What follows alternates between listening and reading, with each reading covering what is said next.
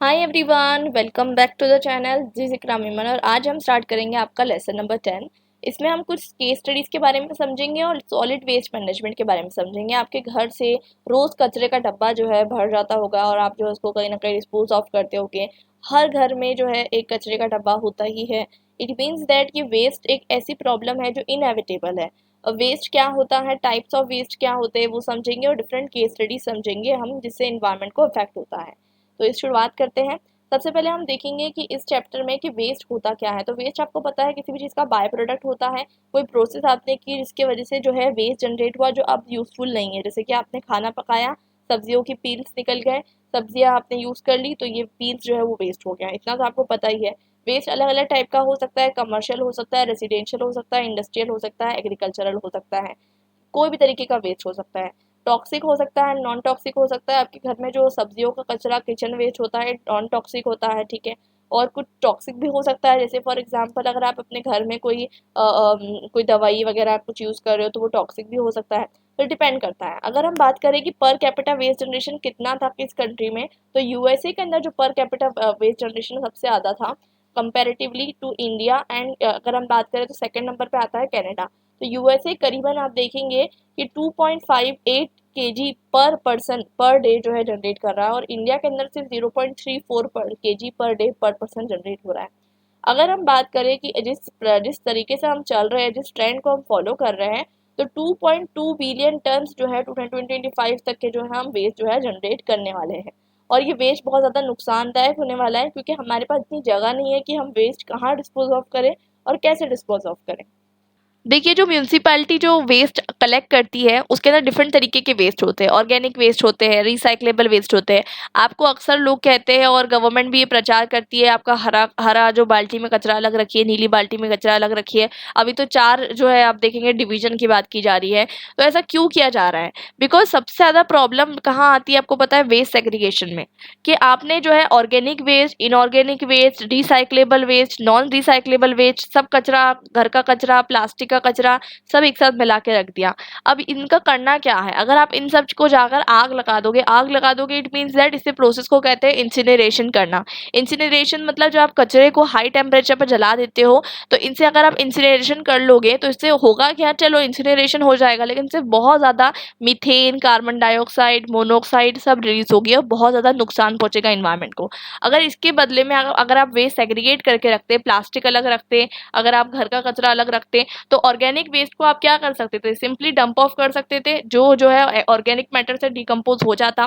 Secondly जो plastic waste रहता था वो रिसाइकल हो सकता था। और जो वेस्ट जो है बिल्कुल रिसाइकल नहीं हो सकता, विच इज़ हजार्डस, आप उसको इंसिनरेट कर सकते थे। तो बेसिकली इससे प्रॉब्लम सॉल्व हो जाती है। लेकिन अब प्रॉब्लम कहाँ आ रही है? अनसेग्रीगेटेड वेस्ट में जो है प्रॉब्लम आ रही है।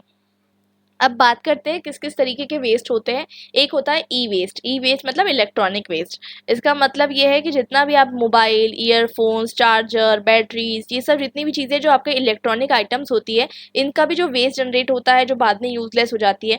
ये वेस्ट इसलिए इंपॉर्टेंट है क्योंकि इसके अंदर कुछ तरीके के ऐसे मिनरल्स मिनरल्स कह सकते हैं आप, जैसे सिलिकॉन, आप देखेंगे हीलियम, बैटरीज वगैरह में यूज़ होता है, जो बहुत ज़्यादा जो है नुकसानदायक हो सकता है। समटाइम्स इट कैन ऑल्सो भी रेडियो एक्टिव। तो ये अगर हम देखें लास्ट 100 ईयर से, जैसे हम कहते हैं कि ये ई एरा है या फिर डिजिटल एरा है, तो इसमें ई वेस्ट जो है बहुत ज़्यादा बढ़ते जा रहा है और इससे प्रॉब्लम और ज़्यादा बढ़ते जा रही है।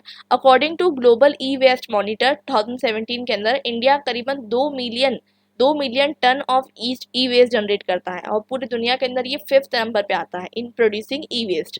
तो ई वेस्ट डेफिनेटली, आप मोबाइल यूज़ कर रहे हो, ईयरफोन यूज़ कर रहे हो, फेंक दे रहे हो, तो इसमें जो तरीके के इसके अंदर हेल्थ रिस्क ज़्यादा होता है बिकॉज इसमें हार्मफुल मटेरियल है, जैसे मरकरी, क्रोमियम, लेड, कैडमियम, इस तरीके की चीज़ें इसमें ज़्यादा है।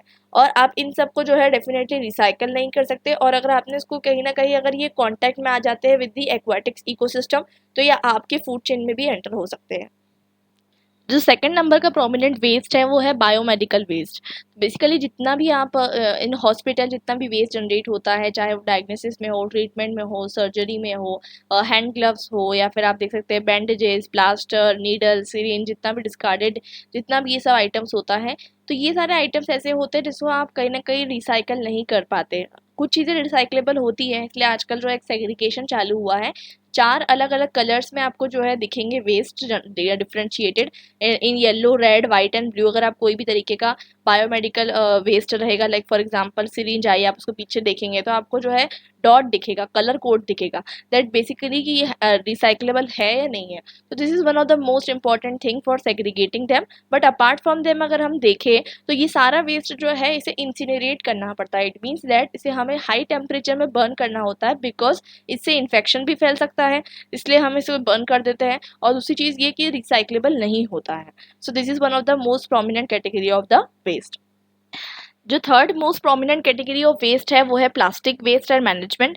सबसे ज़्यादा नुकसानदायक वेस्ट, जिससे आप देखेंगे कि थाउजेंड्स ऑफ एनिमल्स की, थाउजेंड्स छोड़िए लैक्स ऑफ एनिमल्स की डेथ होती है हर ईयर। और इसी वजह से गवर्नमेंट जो है बहुत ज़्यादा जो है इसके बारे में लेजिस्लेशन बना रही है। तो हम देखते हैं कि जितना भी प्लास्टिक वेस्ट जनरेट हो रहा है इसके अंदर आपको देखने की ज़रूरत है कि हमें इसको कंट्रोल करने की बहुत ज़्यादा ज़रूरत है। बिकॉज आप अगर जो देखें कि जो सिंगल यूज़ प्लास्टिक्स होते हैं ये कहीं ना कहीं आपको देखने को मिलता है डिस्पोज ऑफ नहीं होते फॉर थाउजेंड्स ऑफ ईयर्स। इसलिए गवर्नमेंट इस पर बैन लगा रही है और जो एटलीस्ट कह रही है कि आप मिनिमम थिकनेस 50 माइक्रोन्स की यूज़ करो ताकि ये रिसाइकल हो सके। क्योंकि इससे कम अगर आप थिकनेस का यूज़ करोगे, जैसे कि स्ट्रॉ, प्लेट अक्सर हम यूज़ करते हैं जो सिंगल यूज़ होता है, ये रिसाइकल भी नहीं हो सकता और ये जो है कम्प्लीटली वेस्ट जो है इसका जनरेट होगा। तो इसलिए सीपीसीबी भी जो है, सीपीसीबी आपको पता है, तो सीपीसीबी जो है उसने भी ये कहा है कि किस तरीके का आपको प्लास्टिक जो है यूज़ करना है। अब तो लोगों को फाइन भी लग रही है। अगर आप देखेंगे कि जो दुकानदार होते हैं अगर वो लोग जो है सिंगल यूज़ प्लास्टिक्स यूज़ करते हैं तो उन्हें जो है फाइन भी देनी पड़ती है। अगर आप प्लास्टिक के पीछे देखेंगे, किसी भी तरीके के प्लास्टिक के पीछे, ये देखिए आपको यहाँ पर बॉटल्स बनी हुई दिखाई जा रही है। तो डिफरेंट तरीके के यहाँ पर प्लास्टिक्स होते हैं कि क्या ये रिसाइक्लेबल है या नहीं है। इसके डिफरेंट कैटेगरीज आपको देखने को मिल जाएगी। कभी आप कोई भी तरीके का बॉटल वगैरह है तो उसके पीछे आप उठाकर जो है देख सकते हैं, चेकआउट कर सकते हैं कि किस तरीके का प्लास्टिक ये है। तो अब बात करते हैं कि जितना भी प्लास्टिक जनरेट होता है उसमें 50% ये जो प्लास्टिक होता है ये सिंगल यूज ही प्लास्टिक होता है। तो ये बहुत ज़्यादा नुकसानदायक है। और जितना प्लास्टिक हम यूज़ करते हैं उसमें से सिर्फ और सिर्फ हम 10% प्लास्टिक जो है वो रिसाइकल कर पा रहे हैं और ज़्यादा नहीं कर पा रहे। इस वजह से आपको देखने को मिल रहा है एक्वाटिक लाइफ को बहुत नुकसान हो रहा है। आई होप यहाँ तक की चीज़ें जो है आपको क्लियर है। अब टॉकिंग अबाउट वेस्ट मैनेजमेंट, तो वेस्ट मैनेजमेंट की बात की जाए तो हम 5 तरीके के प्रिंसिपल अप्लाई कर सकते हैं, जिसे हम 5R प्रिंसिपल भी कहते हैं। 5R प्रिंसिपल क्या होता है, मतलब आप देख सकते हैं जिसे हम कहते हैं रिड्यूस, रीयूज, रिसाइकल। ठीक है, इस तरीके के प्रिंसिपल है, हम पढ़ लेते हैं। तो रिड्यूस, सबसे पहले तो आप कम कर दीजिए वेस्ट जनरेट करना। This is one of the most important thing कि आप जो है जितने भी चीज़ें आप यूज़ करते हैं उसमें आप कोशिश करिए घर से आप जब शॉपिंग करने निकले तो क्लोथ बैग लेकर निकलिए। इससे कहीं ना कहीं आप जो है रिड्यूस कर पाएंगे the amount of waste you are generating. ठीक है। Secondly what you can do is that you can reuse. Reuse कैसे कर सकते हैं आप? रीयूज़ करने के लिए आपने जो है सामान यूज़ कर लिया, आप डोनेट कर दीजिए, किसी नीडी इंसान को डोनेट कर दीजिए, एनजीओ में जाकर डोनेट कर दीजिए ताकि वो सेकेंडली यूज़ हो। अगर आप कोई बुक्स खरीद रहे हैं आप सेकेंड हैंड बुक्स खरीद सकते हैं ताकि आपको जो है कॉस्ट इफेक्टिव भी हो और सेकेंडली आपको जो है कंपैरेटिवली आप देखेंगे कि आप इन्वायरमेंट को सेव कर रहे हैं, ट्रीज़ को सेव कर रहे हैं। रिसाइकल की बात करी जाए तो आपको वेस्ट को रिसाइकल करने के लिए हमेशा घर में से आप जो वेस्ट जनरेट करते हैं उसको सेग्रीगेट करके रखिए ताकि अलग अलग तरीके से आप रिसाइकल कर सकते हैं। आपको पता है अगर 1 टन ऑफ रिसाइकल पेपर कितने ट्रीज बचा सकता है? 25 to 30 ट्रीज ये सेव कर सकता है, 25,000 लीटर पानी सेव कर सकता है और 4000 kilowatt hour of energy save कर सकता है। तो सोचिए कितना ज़्यादा जो है हम इन्वायरमेंट को नुकसान पहुंचा रहे हैं। आप एक स्टूडेंट है तो वेस्ट जो है आपका एक स्टूडेंट का जो मोस्टली वेस्ट होता है वो पेपर के रूप में और जो है आपको देखने को मिलता है बुक्स वगैरह के रूप में है, तो आप उसको इस तरीके से जो है यूटिलाइज कर सकते हैं। टॉकिंग अबाउट रिकवर, तो recover is one of the important method. लेकिन अगर आप बात करें तो इसमें रिकवर मतलब कि आप जितनी भी आपने जो है क्या कहते हैं चीज़ें अलग अलग जितनी भी चीज़ें आपने जो है कंबाइन करके रखी है आप उसको जो है कहीं ना कहीं वापस रिकवर कर लीजिए ताकि आप जो है क्या कहते हैं उसको प्रॉपरली यूज़ कर सके। ठीक है। तो आप देख सकते हैं कि कभी कभी सारा वेस्ट आप जो दे देते हैं कहीं पर भी जो है डोनेट कर देते हैं, वो लोग क्या कहते हैं उस वेस्ट को जो है रिकवर भी कर सकते हैं। ठीक है।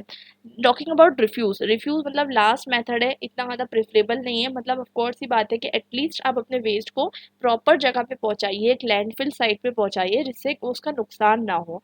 ठीक है। तो ये एक पूरा तरीके का आपको यहाँ पर जो है देखने को मिल रहा होगा साइकिल। सबसे ज़्यादा प्रेफरेबल है रिड्यूस करना और सबसे ज़्यादा जो है सबसे ज़्यादा जो कम प्रेफरेबल है वो है रिफ्यूज़ करना। अब now talking about different things like landfill, incineration, composting क्या होती है, बहुत इंटरेस्टिंग सी मेथड है, मैं आपको आगे समझाती हूँ। तो इंसिनरेशन तो मैं आपको बहुत बार समझा चुकी हूँ कि आपको जो है बहुत हाई टेम्परेचर पे जला देना है, ठीक है, पूरा का पूरा वेस्ट से। इससे आप देख सकते हैं क्या फ़ायदा है, इससे इसको जलाने से क्या फ़ायदा। इससे आपको देखने को मिलता है कि आप पूरी की जितनी जितनी भी ये पूरा वेस्ट जनरेट हुआ है, इससे आप एनर्जी प्रोड्यूस कर सकते हैं, ठीक है। और इससे आप जब एनर्जी कैसे प्रोड्यूस कर सकते हैं, इसमें आप जब वेस्ट जनरेट हुआ इसके थ्रू आप क्या कर सकते हो, जैसे कि आप कुछ कचरा घर में जलाते हो, पेपर का कचरा है तो आग लगती है ना उसमें, तो इससे आप देखेंगे इससे आग तो लग जाएगी और आपको एनर्जी की तरह यूज़ कर सकते हो। बट इससे बहुत ज़्यादा नुकसान ये है कि इसमें बहुत सारे तरीके के केमिकल्स रिलीज होते हैं लाइक डाइऑक्सिन्स एंड फ्यूरान्स, जिससे हेल्थ प्रॉब्लम हो सकती है। कंपोस्टिंग एक बहुत इंपॉर्टेंट चीज़ है, जैसे कि मैंने आपको बताया कि घर का जो किचन वेस्ट है आप उसको इंस्टेड ऑफ बाहर सप्लाई करने से अच्छा आपके घर के गार्डन में आप जो है उसको ऑर्गेनिक वेस्ट की तरह यूज़ कर सकते हो। आप उसको बस मिट्टी में डाल दीजिए, वहाँ पर आप देखेंगे कि नेचुरली जो है वो कहीं ना कहीं डिकम्पोज हो जाएंगे, और प्रॉपर्टी डिकम्पोज होने के बाद आपको देखने को मिलता है वहाँ की सॉइल बहुत ज़्यादा फर्टाइल हो जाएगी।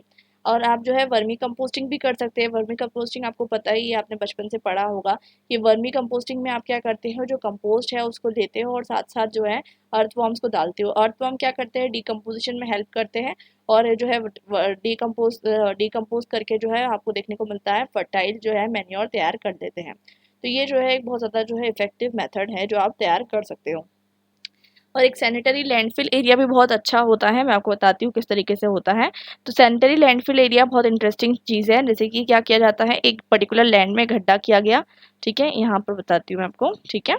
यहाँ पर पहले वेस्ट डाला गया, ठीक है, फिर उसके बाद मिट्टी की एक लेयर डाली गई, जिसे कंप्रेस कर दिया गया उसको, मतलब जैसे कि आप देखेंगे बहुत सारे बिल्डोजर वगैरह होते हैं, आप उससे जो है इसको कंप्रेस कर दीजिए, ठीक है, कंप्रेसर वगैरह से। उसके बाद आप इसके ऊपर एक और वेस्ट डालिए, फिर इसको कंप्रेस करिए, फिर वापस इस पे एक और वेस्ट डालिए, इस तरीके से आपको करना है। और फिर फाइनली जो ऊपर वाली लेयर है इस पे आपको सॉइल डालनी है अच्छी खासी, और फिर आपको यहाँ पर जो है एफॉरेस्टेशन करनी है। तो एफॉरेस्टेशन करने से क्या होगा कि यहाँ पर आपने एफॉरेस्टेशन कर दिया तो एक तो आपने लैंडफिल का एरिया जो है यूटिलाइज कर लिया। सेकेंडली जितना भी एरिया आपने जहाँ पर वहाँ डाला है, तो बेसिकली आपने जो एरिया जितना भी नीचे आपने कचरा डाला है, तो आपको पता है जो हमारे प्लांट्स होते हैं, ट्रीज होते हैं, वो तो नेचुरली क्या होते हैं, प्यूरिफिकेटर होते हैं। तो प्यूरिफिकेशन करते हैं, तो आपको देखने को मिलता है कि वो जितना भी नीचे का वेस्ट है उसको प्यूरिफाई कर देंगे, और उसकी सॉइल जितना भी ओडोर वगैरह है उससे भी जो है बच जाएगा। सिमिलरली रेन वाटर जब आएगा तो रेन वाटर जो है आपको देखने को मिलता है कि वहाँ जाकर कलेक्ट भी हो जाएगा।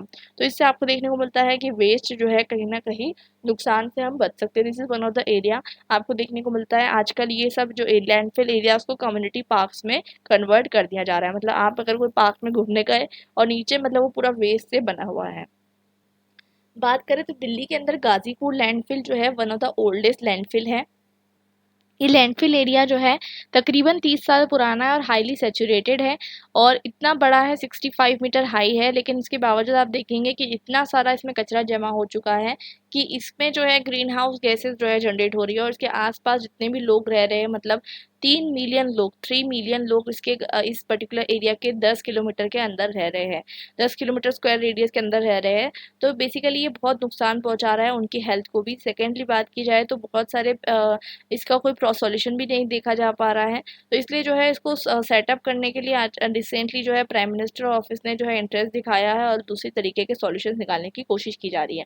तो लैंडफिल अगर आप कोई जगह से पास हो रहे हो, आप इमेजिन कर सकते हो वहाँ से कितनी बदबू आती है, आपको इतना स्मेल आता है, छोटे से भी एरिया होता है, इतनी बड़ी लैंडफिल में से कितना स्मेल आता होगा, आप सोच सकते हैं आसपास के लोगों को कितना ज़्यादा जो है इफेक्ट आपको देखने को मिलता है।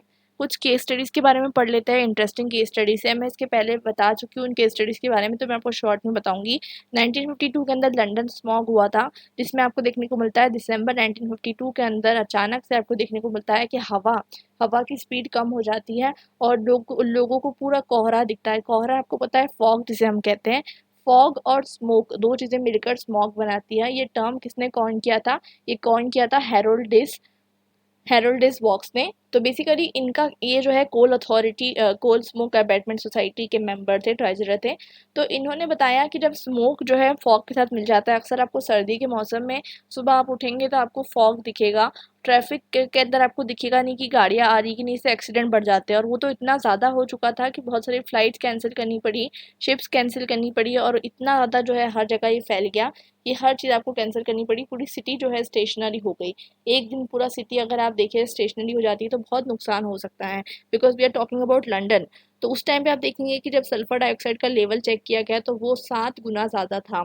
ठीक है, और पर्टिकुलेट मैटर पीएम का जो लेवल था 56 times more than normal level था। तो आपको देखने को मिलता है बहुत सारे लोगों के आंखों में इरिटेशन होने लग गई, बहुत सारे लोगों के प्रॉब्लम होने लग गई। तो इससे आपको देखने को मिलता है फिर उन्होंने क्लीन एयर एक्ट को जो है मतलब जो है इम्प्लीमेंट किया, ताकि इंडस्ट्रीज़ के ऊपर आप थोड़ा सा लिमिट लगाओ ना। इंडस्ट्रीज़ क्या करती है, आराम से जो है सल्फर डाइऑक्साइड, कभी आप देखेंगे गुजरते हुए आप देखेंगे इंडस्ट्रीज़ कितना स्मोक जो है एमिट करती है अपने जो है कैनाल से। आप देखेंगे सोचेंगे इतना अच्छा इन्वायरमेंट है, उसमें इतना सारा जो है स्मोक जो है इंडस्ट्री एमिट करती है। सिमिलरली लॉस एंजलिस के केस में 1943 में ये हुआ। इसमें भी आपको देखने को मिलता है कि सल्फर से जो है पूरा टाइम वहाँ पर जो है स्मॉग जो है फैल जाता है, और आपको देखने को मिलता है कि लोग बहुत परेशान हो जाते हैं, बहुत सारे लोग की डेथ हो जाती है, और बहुत सारे लोगों को जो है बहुत सारा नुकसान भी होता है, हेडेक वगैरह, कफिंग, लंग्स में दुखना। तो इससे जो है बहुत सारे नुकसान हो जाते हैं। तो ये भी सिमिलरली लॉस एंजलिस का केस है, जैसे लंदन में हुआ वैसे लॉस एंजलिस में भी हुआ। तो ये आपको डिफरेंट केस स्टडीज है जो आप एग्जाम में मेंशन कर सकते हैं। भोपाल के ट्रेजेडी के बारे में मैं आपको पहले बता चुकी हूँ, फिर शॉर्ट में बता दूंगी। 2-3 दिसंबर रात को 2 दिसंबर की रात में, मतलब जब 3 दिसंबर लग जाता है, 1984 के अंदर यूनियन कार्बाइड इंडस्ट्रियल प्लांट था भोपाल के अंदर। ठीक है, वहाँ पर वो लोग क्या प्रोड्यूस करते थे, एक तरीके का पेस्टिसाइड प्रोड्यूस करते थे। लेकिन एक छोटी सी गलती मतलब ये कि एक सेफ्टी डिवाइस था जिसका नाम था वैन गैस स्क्रबर, वो 3 हफ्ते पहले बंद कर दिया गया था। ठीक है, उससे ये हुआ कि इसके वजह से डिफेक्टिव चीज़ जो है उसमें डिफेक्ट हो गया। डिफेक्ट में ये होता है कि एमआईसी के साथ जो है पानी मिल जाता है, और जब एमआईसी 40 टन ऑफ एमआईसी के साथ जो है पानी मिल जाता है, पानी किसके लिए था, क्लीन करने के लिए था, और क्लीन करने वाला पानी एमआईसी के साथ मिल जाता है और 200 डिग्री सेल्सियस पे जो है हीट हो जाता है। इट मीन्स दैट कि डिफरेंट कंपोनेंट्स होते हैं इंडस्ट्रीज़ के, एक कंपोनेंट में भी अगर गलती आई तो हर चीज़ ऑटोमेटिकली होती है। तो बेसिकली ये ऑटोमेटिकली होने के कारण ये पानी के साथ मिक्स हो जाता है, और सिर्फ पानी के साथ मिक्स होने की वजह से ये 200 डिग्री सेल्सियस पे जब गर्म होता है तो इससे हाइड्रोजन साइनाइड गैस जो है वो रिलीज हो जाती है, और ये पूरे शहर में जो है फैल जाती है। लाखों लोग इसमें इंजर हो जाते हैं और हज़ारों लोगों की इसमें डेथ हो जाती है, और आज भी आप इसका जो है जनरेशन टू जनरेशन इम्पैक्ट देख सकते हो। और बहुत सारे लोगों को, और मैंने आपको बताया था, रेस्पिरेटरी डिसीजेज और साइकोलॉजिकल डिसीजेज आपको देखने को मिलते हैं। बाद में जाकर लोगों को प्रेगनेंसी वगैरह में भी प्रॉब्लम होती है, रिप्रोडक्शन में प्रॉब्लम होती है, increase abortion, increase child mortality, ये सारी प्रॉब्लम्स आपको देखने को मिलते हैं। जेनेटिक फैक्टर्स अगर आप देखें तो अभी तक के लोग वहाँ पर जो है इस वजह से सफ़र कर रहे हैं। थर्ड इशू है ताजमहल इशू। तो ताजमहल आपको पता है कि अभी अगर आप विजिट किए होंगे रिसेंट टाइम्स में तो थोड़ा सा येलोइश हो चुका है, उतना वाइट नहीं था जितना ऑफकोर्स शाहजहाँ के टाइम पे होगा। तो ये जो बनाया गया था, आपको पता है शाहजहाँ द्वारा उनकी वाइफ के लिए, मुमताज़ के लिए बनाया गया था आगरा में। इसे हम one of the 7 wonders of world कहते हैं। हुआ ये था कि 1972 में गवर्नमेंट ऑफ इंडिया ने एक मथुरा ऑयल रिफाइनरी स्टैब्लिश की थी, और इसमें जो है लोगों ने कहा कि नहीं आप मत स्टैब्लिश करिए। क्यों मत करिए, बिकॉज इसके अंदर जो प्रोसेस होती है ऑयल रिफाइनरी के अंदर, तो सल्फर डाइऑक्साइड रिलीज होगा। अब सल्फर डाइऑक्साइड जब जाएगा और रिएक्ट करेगा पानी के साथ, मतलब जब एटमॉस्फेयर में पानी होता है H2O, उसके साथ सल्फर डाइऑक्साइड रिएक्ट करेगा तो क्या फॉर्म करेगा, सल्फ्यूरिक एसिड और सल्फर एसिड, दो तरीके के एसिड फॉर्म होते हैं। ठीक है, तो बेसिकली जितने भी एसिड रेन होती है वो तो oxides of nitrogen and oxides of nitrogen की वजह से होती है। तो इससे H2SO4 फॉर्म हो जाएगा, और इससे आपको देखने को मिलता है कि एसिड रेन होगी, और एनवायरमेंटलिस्ट कह रहे थे कि इससे नुकसान हो जाएगा किसको, टू दी ताज। लेकिन गवर्नमेंट ने सुनी नहीं बात। ठीक है, लेकिन उसके बाद क्या होता है, 1974 में कमेटी गवर्नमेंट बिठाती है और इटालियन कंपनी, और वो बोलती है कि क्या इससे कोई नुकसान होगा, तो बोलती है कि नहीं कोई नुकसान नहीं होगा। लेकिन बाद में जाकर देखने को मिलता है कि धीरे धीरे जो ताजमहल का जो एरिया है वो येलो भी होने लग जाता है और ब्लैक भी हो जाता है। फिर बाद में जाकर WHO जो है इंटरवीन करती है, because it is a monument of national नहीं इंटरनेशनल इंपॉर्टेंस। ठीक है, तो इसलिए इंटरफेयर करती है और कहती है कि ताज ट्रेपेजियम जोन बनाइए आप, ताज ट्रेपेजियम जोन, मतलब जितना जहाँ से ताज है, देखिए ताज समझ लीजिए ताजमहल बीच में है, उसके आसपास 50 किलोमीटर का रेडियस, पूरा आसपास जितना भी एरिया है उसमें आप कोई भी तरीके की जो है आप कोल नहीं बर्न कर सकते, फ्यूल नहीं बर्न कर सकते जिससे जो है उसको नुकसान पहुंचे। ये जो है डिक्लेयर कर दिया था किसने, WHO ने, क्योंकि मथुरा जो है वो किसके पास है, आगरा के पास है, तो इस वजह से उसको नुकसान पहुंचा। इस वजह से गवर्नमेंट कह रही हूँ WHO ने ये अनाउंस किया। तो आई होप ये आपको चीज़ें जो है क्लियर हो जाती है। तो इसके बाद सुप्रीम कोर्ट ने भी जो है फिर ऑर्डर दिया कि अब कोल नहीं चला सकते, तो आप जो है क्या करो, सोलार पावर प्लांट का स्टेब्लिशमेंट करो यहाँ पर। एक और केस स्टडी हमको देखने को मिलती है गंगा पॉल्यूशन। तो गंगा जो है इंडिया के अंदर एक होली रिवर मानी जाती है। इसकी वजह से इसको बहुत ज़्यादा पॉल्यूट किया जाता है बिकॉज बहुत सारे कल्चरल फैक्टर्स हैं इसके रिस्पॉन्सिबल। उसमें आप देखेंगे कि रिवर आपको पता ही है, इसमें मंदाकिनी, अलकनंदा और यमुना, घग्गरा, गंडक, कोसी, ये सब रिवर्स इसको ज्वाइन करती है। और इतने सारे लोग, इतने सारी सिटीज़ में इसका पानी जाता है, अराउंड 692 सिटीज़ में। और इन सब सिटीज़ की अगर आप बात करें, इसमें से 27 सिटीज़ की पॉपुलेशन 1 लाख से ज़्यादा है, मतलब लाखों लोग इससे पानी पी रहे हैं, लाखों भी नहीं करोड़ों लोग। लेकिन इसके अंदर आप सोच सकते हैं कितना नुकसान है, क्योंकि 1300 मिलियन लीटर ऑफ सीवेज जो है इसमें जा रहा है। 250 मिलियन लीटर इसमें केमिकल एफ्लुएंट हर साल जो है हर साल नहीं, हर दिन जा रहा है। Can you imagine. तो गवर्नमेंट ने इसको बहुत ज़्यादा क्लीन करने के मेथड्स जो है अपनाने की कोशिश की है। जैसे आसपास उन्होंने कोशिश की है कि सीवेज डिस्पोजल प्लांट जो है एस्टेब्लिश की जाए, उसके अलावा जो है क्लीन करने के लिए कोशिश की जाए। उसके लिए मिनिस्ट्री ऑफ इन्वायरमेंट ने 1985 में गंगा एक्शन प्लान शुरू किया था और उसमें 20,000 करोड़ रुपए भी लगे थे। लेकिन उसके बावजूद आपको देखने को मिलता है इतना ज़्यादा फ़ायदा नहीं हो पाया, क्योंकि उसमें इतना ज़्यादा जो है क्या कहते हैं टॉक्सिक एफ्लुएंट्स है। जी समझ लीजिए कितना, 10,90,000 किलो एफ्लुएंट्स जो है, और 13 lakh kilo of domestic and municipal effluent सिर्फ यूपी की सिटी ही उसके अंदर डाल देती है। तो फिर आप इमेजिन कर सकते हैं बाकी सिटीज़ कितना उसमें जो है वेस्ट जनरेट करती होगी। तो इतना पैसा खर्च करने के बाद भी कोई रिजल्ट जो है सिग्निफिकेंट नहीं आ पाया। उसके बाद एक और नया प्रोग्राम लॉन्च किया गया, NGPRA। उसमें उन्होंने 100 मिलियन जो है उनको पैसा दिया, उसके बाद भी ये क्लीन नहीं हो पाया। फिर आप देखेंगे कि रिसेंटली मोदी जी ने जो एक और प्रोग्राम लॉन्च किया है, नमामि गंगे, उसको क्लीन करने के लिए फिर 20,000 करोड़ रुपए जो है देने की बात हो रही है, मतलब दी गए हैं। तो इतना ज़्यादा जो है रिवर ये पॉल्यूट हो चुकी है। टॉकिंग अबाउट यमुना रिवर, इसको जो है सबसे ज़्यादा पोल्यूटेड रिवर कहा जाता है। इसको डिफरेंट सेगमेंट्स में बांटा गया है। जब ये हिमालय से निकलती है, यमुनोत्री से ताजेवाला तक जाती है, तो ये पॉल्यूटेड नहीं होती। लेकिन जब ये ताजेवाला से वजीराबाद जाती है तो ये एग्रोकेमिकल से पॉल्यूट हो जाती है। आपको पता है हरियाणा में बहुत ज़्यादा एग्रीकल्चर होता है। फिर जब दिल्ली में पहुँचती है वजीराबाद से ओखला तक के, तो इसमें हाईली पॉल्यूटेड जोन, क्योंकि दिल्ली में से इसको दिल्ली में एग्रीकल्चर नहीं है लेकिन दिल्ली में इंडस्ट्रियल एफ्लुएंट्स है। उसके बाद हम बात करेंगे जब ये पूरी तरीके से रिवर ख़राब हो चुकी है, ओखला से जब रिवर चंबार के साथ मिलती है, इसमें भी बहुत ज़्यादा जो है आपको देखने को मिलता है पॉल्यूटेड, आपको ये जो है एरिया मिलता है। तो इस तरीके से पॉल्यूशन बढ़ते जा रही है। आप इसके बारे में जो है डिटेल में यहाँ पर स्टैटिस्टिक्स पढ़ सकते हैं। और अगर आप इसका टेस्ट करेंगे तो बताया जा रहा है प्रेजेंस ऑफ 24 लाख या 24 लाख, नॉट 24 लाख, 2 करोड़ 4 लाख एस्केरिया कॉली जो है 100 ml पानी में आपको मिलते हैं। सोच सकते हैं आप। तो बेसिकली अगर यहाँ का पानी किसी ने पी लिया विदाउट बीइंग फिल्टर, तो आप सोच सकते हैं कि वहाँ का क्या उसकी जो है हालत होगी। तो बेसिकली यहाँ पर हम देखते हैं कि गंगा एक्शन प्लान के बाद यमुना एक्शन प्लान भी लिया गया, लेकिन इसके बावजूद भी अभी भी पॉल्यूशन जो है सीरियस प्रॉब्लम बनी हुई है।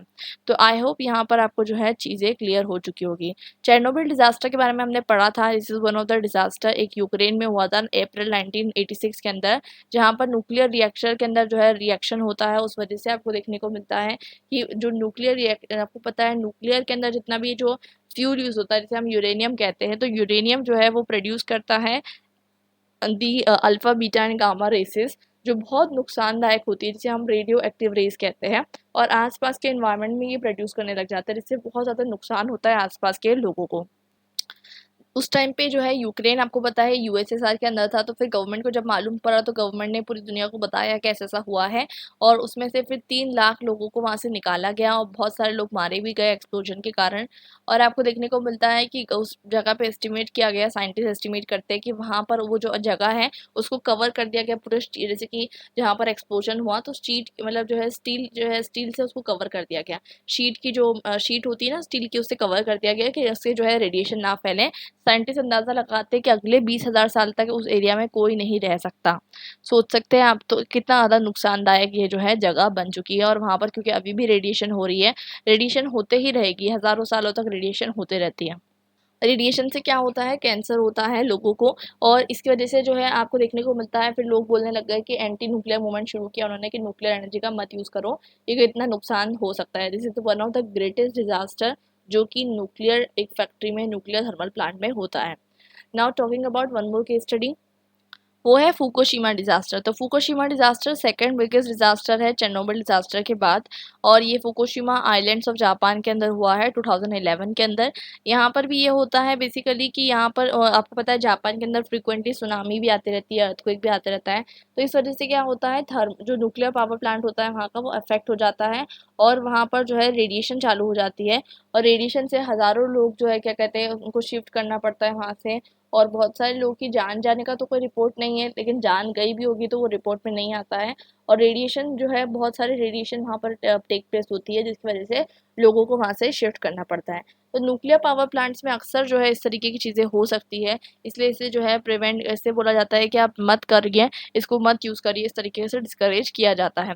लेकिन फिर भी गवर्नमेंट्स को यूज़ करने के लिए पूरा प्रॉम्प्ट करती है, because the reason is that कि कहीं ना कहीं ये बहुत ज़्यादा effective means of producing energy है। एक और केस स्टडी हम समझते हैं इंदौर की। तो बेसिकली इंदौर, आपको पता है, अगर आप स्वच्छ भारत अभियान को फॉलो कर रहे होगे तो उसमें सिटीज़ को रैंक करने के लिए कहा गया था कि सिटीज़ को रैंक किया जाएगा on the basis of the cleanliness. और आपको पता है कि स्वच्छ भारत अभियान के अंदर जो इंदौर सिटी है मध्य प्रदेश की, इसे जो है 3 बार स्वच्छ भारत अभियान के अंदर, मतलब हर ईयर जो स्वच्छ भारत अभियान निकलता था उसकी कैटेगरी में 3 बार क्लीनेस्ट सिटी जो है टीम किया गया है। ऐसा क्या है इंदौर के अंदर, तो वो समझने की कोशिश करते हैं। क्योंकि सिटी जो है 100% सेग्रीगेट कर पाई थी वेस्ट को। देखिए जो प्लान था प्राइम मिनिस्टर मोदी जी का, वो ये था कि हर पर्सन को पार्टिसिपेट करना है, तभी जाकर जो है चीज़ें होगी। तो सब लोगों ने सोचा कि हमारी सिटी बहुत क्लीन होना चाहिए, इसलिए उन्होंने अपने घर में इस वेस्ट को सेग्रीगेट करना चालू किया और 100% सेग्रीगेशन करे, सोचिए। और ऑर्गेनिक वेस्ट को उन्होंने कंपोस्ट के थ्रू जो है कहीं ना कहीं मैनेज किया, और बाकी सारी चीज़ों को उन्होंने जो है म्यूनसिपैलिटी कॉर्पोरेशन के थ्रू जो है मेनटेन किया। तो कोई भी चीज़ सिटीजन के कॉपरेशन से ही शुरू होगी, आपके घर से ही शुरू होगी, इसलिए आपको ये चीज़ें जो है पढ़ाई जा रही है। और इंदौर का जो मॉडल है ना, ये सिर्फ और सिर्फ इंडिया के लिए नहीं बल्कि ग्लोबल मॉडल बन चुका है। अब इतनी बड़ी सिटी होने के बावजूद, टेक्नोलॉजिकली एडवांस होने के बावजूद, वो वेस्ट को जो है रिड्यूस कर पाई, और साथ साथ जो है वो कहीं ना कहीं प्रॉपर वेस्ट मैनेजमेंट भी कर पाई। ये चीज़ के जो है लोग बहुत ज़्यादा उसको देखकर जो है सीखने की कोशिश कर रहे हैं। इसमें कुछ इंपॉर्टेंट स्टेप्स थे, इन्फॉर्मेशन, एजुकेशन एंड कम्युनिकेशन। तो लोगों को प्रचार के द्वारा बताया गया कि हमारा जो सिटी है वो क्या होना चाहिए, श्रेष्ठ होना चाहिए। इसके द्वारा बहुत ज़्यादा प्रमोशन किया गया, और लोगों को जो है door to door collection of waste किया गया, और कहा गया कि आप वेस्ट अलग अलग तरीके से सेग्रीगेट करिए। प्रॉपर ट्रांसपोर्टेशन किया गया वेस्ट का।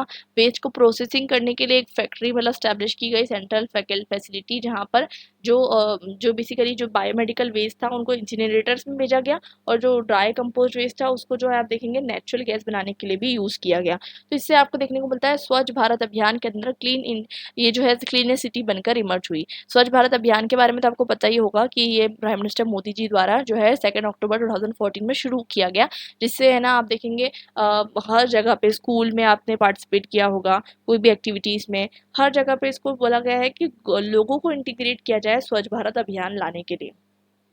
ओपन डिफिकेशन को डिस्करेज करने के लिए भी इसमें काम किया गया, टॉयलेट्स बनाने के लिए भी इसमें काम किया गया।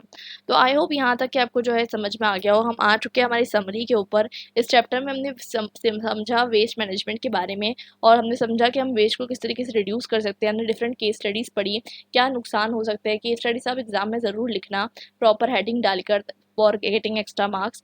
तो आई होप ये चैप्टर आपको क्लियर हो चुका होगा। इसी के साथ हम पूरा जो है आपका सिलेबस कंप्लीट कर चुके हैं एईसी एबिलिटी एनहांसमेंट कोर्स का। आई होप आपने ये सीरीज़ एंजॉय की होगी, और ये कंप्लीट प्लेलिस्ट अवेलेबल है, आप कोई भी चैप्टर मिस मत करना। 1 से लेकर 10 तक के आपको मिल जाएगी प्लेलिस्ट में।